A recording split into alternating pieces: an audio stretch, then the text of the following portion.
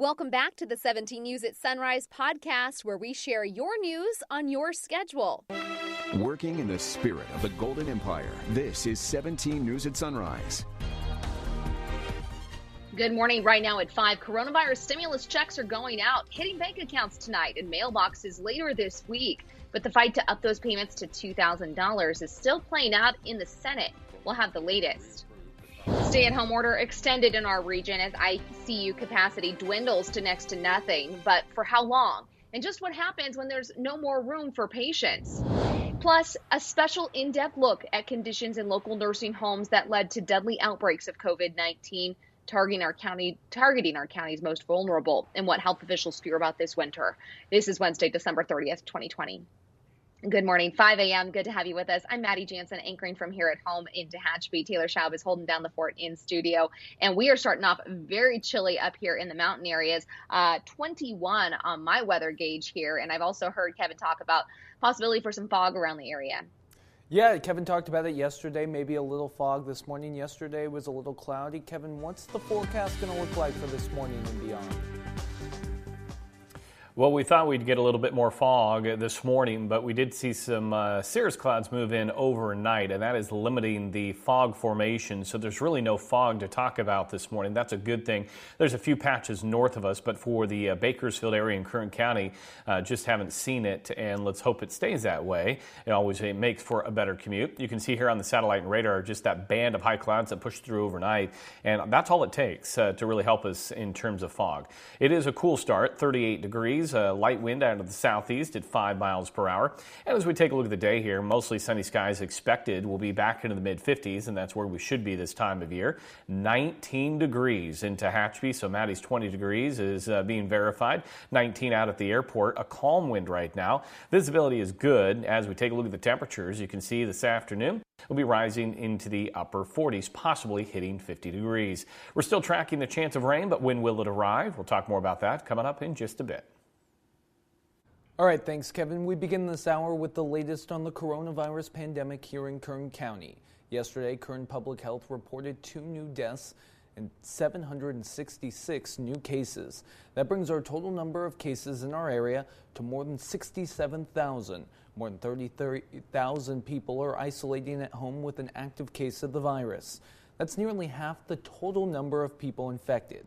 A record 384 people are in the hospital with more severe symptoms. So far, 504 people have died from COVID-19 here at home. The COVID-19 Latino Task Force is offering free tests throughout the week. You can get a test today at MLK Junior Park in Bakersfield from 10 a.m. to 3 p.m. No registration is required, and walk-ups are welcome. They'll also be handing out free face masks courtesy of Adventist Health Bakersfield. And it's official, the San Joaquin Valley region will remain under a stay-at-home order as the coronavirus surge continues, at least for now. When I say it remains in Southern California, the order remains in San Joaquin Valley. It is not to say that it is there again for at least another 3 weeks. It could be shorter than that, depending on how these 4 factors come together on a day-over-day basis. State Health and Human Service Secretary Dr. Mark Galley confirmed yesterday that the regional stay-at-home order is being extended due to a continued lack of ICU capacity. The Valley was initially supposed to exit the order on Monday after a 3-week period. However, regions are required to have an ICU capacity of 15% or more to be able to exit. And as of now, the Valley is currently at a 0.0% ICU capacity. Dr. Galley says the region will stay under the order until it's projected that the ICU capacity will reach or surpass the 15% level. And as the number of COVID cases surge in Kern County, testing the ability of local medical infrastructure to keep up, odds grow that area hospitals may be forced at some point to make some very difficult decisions. Decisions no doctor ever wants to make. Who may live and who may not. This is the harsh reality of crisis triage. 17's Robert Price explains. Medical professionals are sworn to, above all else, do no harm. But what if situations arise where they're forced to make decisions about who lives and who may not live? It's called crisis standards of care. policy that guides a hospital's admission priorities when it's overwhelmed with critical patients. Typically, crisis standards of care come into play only on battlefields or in devastating natural disasters. But today, amid this disaster of another sort, for Kern County hospitals and much of the U.S., it's on the table now. Local hospitals, including those in the Dignity Health family, have drafted a plan, a point system of sorts, that would determine which seriously ill COVID-19 patients are admitted into the ICU and which are turned away. If it comes to this, those who are most likely to survive with focused medical intervention based on an array of circumstances, including age and level of health, would be given treatment. Those who are less likely, those over age 90, for example, or those with serious pre-existing medical concerns, would be turned away. Area hospitals are not at this stage, and people like Terry Church, Chief Nursing Officer at Bakersfield Memorial Hospital, pray they never are. You got someone that you know is not going to make it. And you got someone that you just know is going to make it. We really want to make sure that we are giving the resources to the person most likely to make it out of the ICU. Hospital officials across the West saw what happened in New York and countries like Italy and determined they couldn't let that happen here. Doctors didn't draft this plan alone. Medical staff from different disciplines, as well as medical ethicists, have all weighed in. Medical ethicist Christopher Myers, the former longtime director of the Kegley Institute of Ethics at CSU Bakersfield, says unlike decisions regarding who gets the vaccine, the importance of one's job or place in society is not, or ethically speaking, should not be, a factor. We see the surge coming out of Christmas and Hanukkah and Kwanzaa gatherings, followed by New Year's Eve gatherings, as we expect. Then I would be very surprised if we don't have to go into crisis standard sometime in January. I really hope I'm wrong. I think we need to prepare as if that's going to happen. How does medical staff explain to a patient who must be turned away, or that patient's family, that this decision has been made, and why? That's another part of the plan no physician is eager to put into play. ICU beds across the county are full or getting there, and the toll from Christmas gatherings is not yet known. We don't know if hospitals will have to resort to crisis standards of care, crisis triage, but we should know soon enough. Has COVID-19 taken the Hippocratic Oath and added an asterisk? That's a question we may have to ask ourselves in the next few weeks. In Bakersfield, Robert Price, 17 News. In more coronavirus news this morning, small businesses and nonprofits now have a chance to get more money from the state to help with those losses incurred from COVID-19. Starting today, organizations can apply for grants of $5,000, $15,000, or $20,000. To qualify, businesses and nonprofits will be evaluated on a point system, taking into account the following factors: operating in an area under stay-at-home orders, industries impacted by lockdowns, and being owned and operated by women, minorities, veterans, or operating in low to moderate income and rural communities. To apply, just head to careliefgrant.com. Yesterday, we learned that a new strain of COVID-19, first identified in Britain, is now in the United States.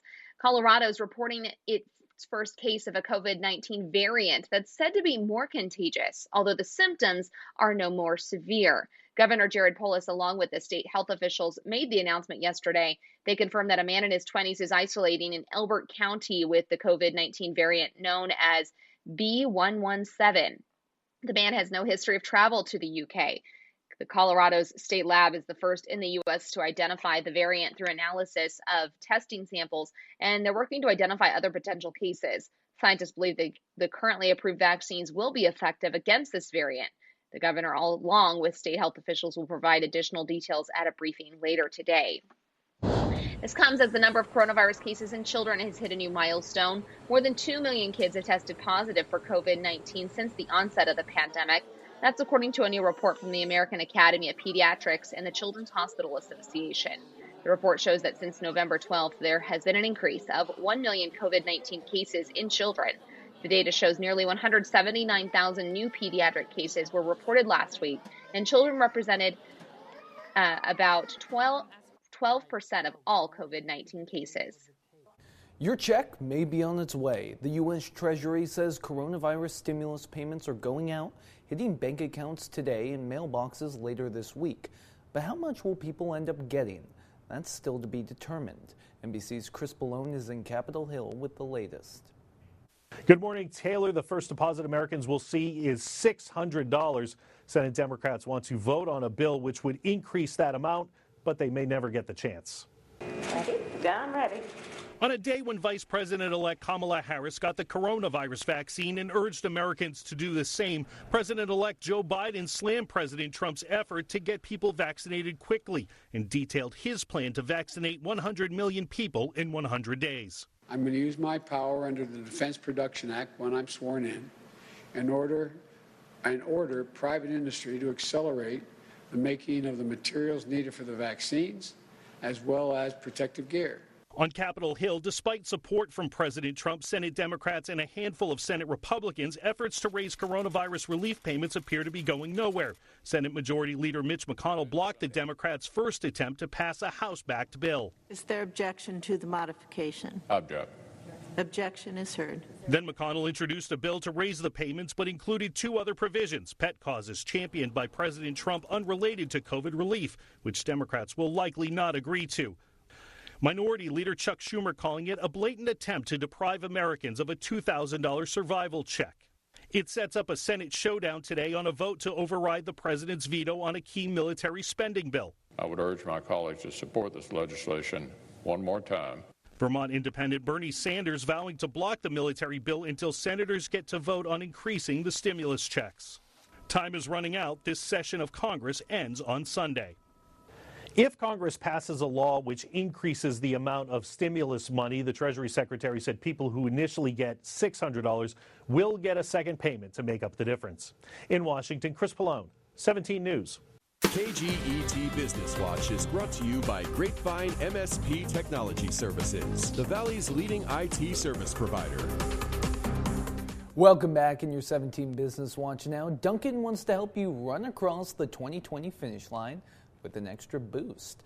The coffee and donut chain is introducing Dunkin' Extra Charged Coffee starting today. It packs 20% more caffeine than Dunkin's classic hot and iced coffees. Green coffee extract boosts the caffeine levels, and Dunkin' will be offering a medium extra charged coffee for $2 through January 26th. And New Year's Day is Friday, and unlike Christmas, most chains will be open, but you can expect to find many restaurants operating with special hours Thursday and Friday. Most Chick-fil-A restaurants will close at 6 p.m. on New Year's Eve and New Year's Day, but the chicken chain said in a blog post, hours can vary by location. And other big national chains like McDonald's and Burger King will also remain open. For locally owned restaurants, however, it's probably better to call ahead and make sure that they will be open those days. Working in the spirit of the Golden Empire, this is 17 News at Sunrise. The 17 News at Sunrise podcast is a production of KGET and Nexstar Media Group. For more on all of the headlines in today's show, head to kget.com.